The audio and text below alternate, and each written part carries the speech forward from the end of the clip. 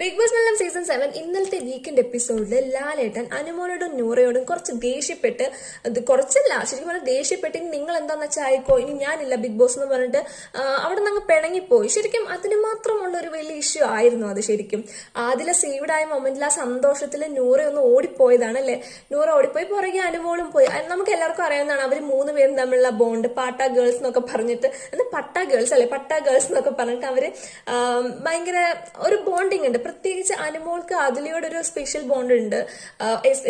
നൂറയേക്കാൾ ഉപരി ആദിലയോട് ഒരു ബോണ്ട് ഉണ്ട്. ആദിലയ്ക്ക് അനുവിനോട് ബോണ്ട് ഉണ്ട്. അവര് മൂന്ന് പേരും നല്ല കമ്പനിയാണ് ശരിക്കും പറഞ്ഞാൽ. അപ്പോൾ ആദില സേവ്ഡായപ്പോ സന്തോഷത്തിൽ ഒന്ന് പുറത്തേക്ക് ഓടിപ്പോയതിന് വേണമെങ്കിൽ ചീത്ത പറയാം, വഴക്ക് പറയാം. പക്ഷെ അതിന്റെ പേരിൽ ഇനി നിങ്ങളായിക്കോ ഇനി ഞാൻ നടത്തില്ല എന്നൊക്കെ പറഞ്ഞ് ഒരു വല്ലാത്തൊരു പോക്ക് പോയി ശരിക്കും പറഞ്ഞാൽ. എനിക്ക് തോന്നിയിട്ടുള്ളൊരു കാര്യമാണ് ജിസൈൽ എന്തെങ്കിലുമൊക്കെ ജിസൈലിന്റെ വീക്കെൻഡ് എപ്പിസോഡ് എപ്പോഴും ഭയങ്കരമായിട്ട് കൊഞ്ചിച്ച് സംസാരിക്കുന്ന പോലെ തോന്നിയിട്ടുണ്ടോ ലാലേട്ടൻ? ജിസൈലെ ലാലേട്ടനെ കാണുമ്പോൾ മാത്രമുള്ളൊരു പ്രത്യേകതരം കൊഞ്ചല് ജിസൈലിനുണ്ട്. അത് വേറെ കാര്യം. ഇവള് കൊഞ്ചുന്നതിനനുസരിച്ച് ജിസൈൽ കൊഞ്ചുന്നതിനനുസരിച്ച് ലാലേട്ടനാണെങ്കിൽ തിരിച്ചു കൊഞ്ചിക്കുന്നതും കാണാറുണ്ട്. ഇവര് ഭയങ്കരമായിട്ട് സോഫ്റ്റ് ആയിട്ടൊക്കെ സംസാരിക്കും. ജിസൈലിന് എന്തെങ്കിലും മനസ്സിലായില്ലെന്ന് പറഞ്ഞാൽ വീണ്ടും വീണ്ടും ലാലേട്ടൻ പറഞ്ഞു കൊടുക്കും.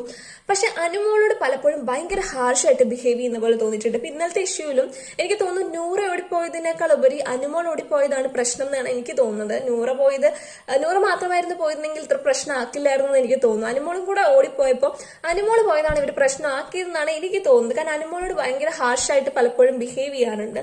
ചില കാര്യങ്ങൾ അനുമോളോട് അവിടെ ഇരിക്കും, നിനക്ക് എണീക്കാൻ പോലുള്ള അർഹതയില്ല, അങ്ങനെയൊക്കെ സംസാരിക്കാനുണ്ട്. ശരിക്കും പറഞ്ഞാൽ രണ്ടുപേരോട് രണ്ട് രീതിയിൽ ഷോ മേക്കേഴ്സ് അങ്ങനെ പറഞ്ഞു കൊടുക്കുന്നതാണോ എന്ന് എനിക്ക് തോന്നിയിട്ടുണ്ട്. അനുമോളെ എന്തിന് ഇത്രയും ഹാർഷായിട്ട് ട്രീറ്റ് ചെയ്യുന്നു എന്ന് എനിക്ക് മനസ്സിലാവുന്നില്ല. ഇന്നലത്തെ എപ്പിസോഡിൽ അത്രയും അങ്ങോട്ട് ബഹളം വെക്കാനും മാത്രം ഒന്നും തന്നെ ഉണ്ടായതായിട്ട് എനിക്ക് തോന്നിയിട്ടില്ല. ഒരാള് സേവ്ഡ് ആയപ്പോ അയാളുടെ അടുത്തേക്ക് അയാളുടെ ഉറ്റ സുഹൃത്തുക്കള് നൂറ എന്ന് പറഞ്ഞ ലൈഫ് പാർട്ട്ണറാണ്.